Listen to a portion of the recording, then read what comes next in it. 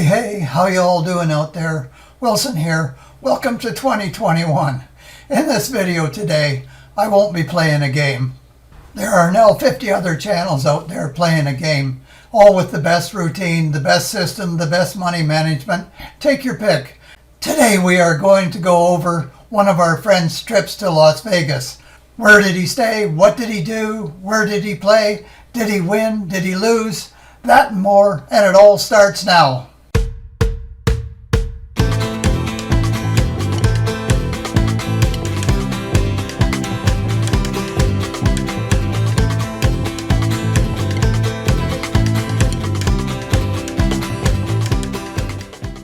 Hey, should I get a planner for 2021?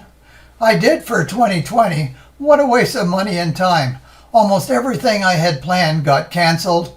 A trip to Vegas in May and another one in August to celebrate a friend's birthday. A hip replacement that was supposed to be done on June the 6th, getting put off until I finally got it in October. Well, no plans wrote down for this year, but lots of high hopes.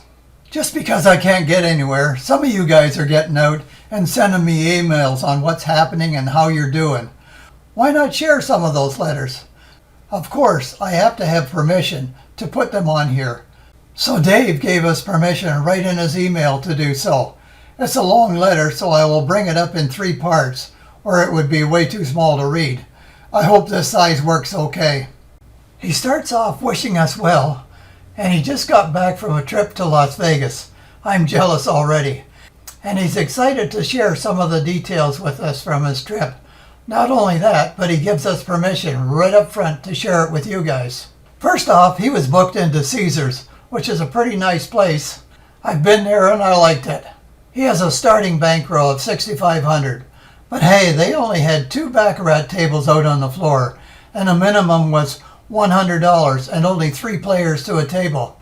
Boy, things have sure changed there.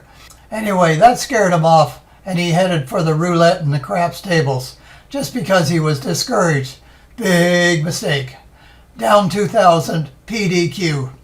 Then he got his courage up, and then the 100 minimum started looking a little better to him. With a $4,000 buy-in, it was really hard to get a seat with lineups at the tables, and he started really hard to get a seat with lineups at the tables and all.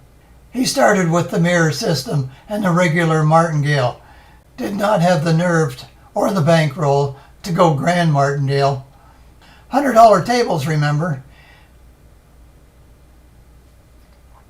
He comes up with the idea of putting $5 bet for the dealer with each bet that he made. A bit expensive, but then, whenever he came back to the table, the dealer would fight with the pit boss to get him a seat first.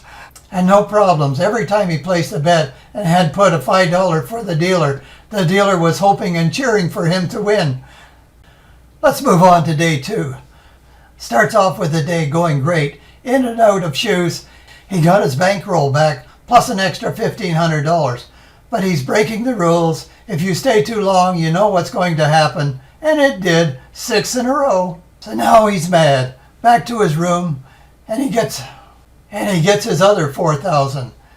He switched his betting from the martingale to a bet spread instead. I'll have to ask him more about his bet spread system.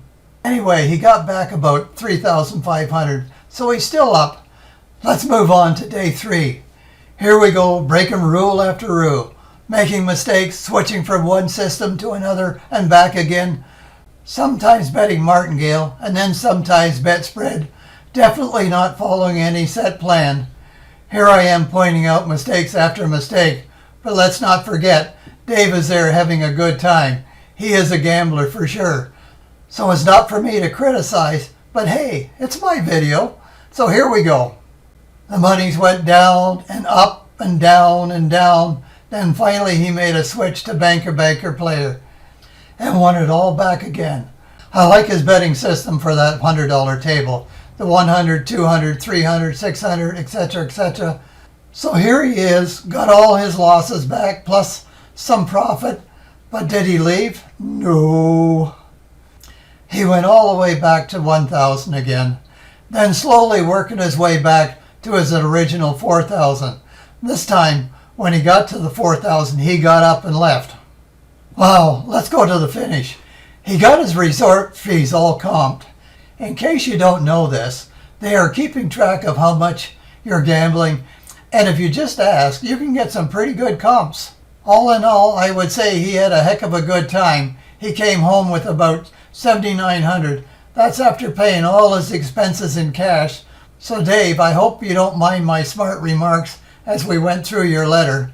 I'm thinking you would have come home with a lot more if I had been there with you. I'm just jealous. Thanks for writing, Dave. I really enjoyed your letter. Let me know how you make out with them bedspreads. I hope you guys enjoyed hearing about the adventures of our fellow Baccarat players. Send me your adventures. We would love to hear from you, especially now. I'm under doctor's orders, and so basically I have to stay home.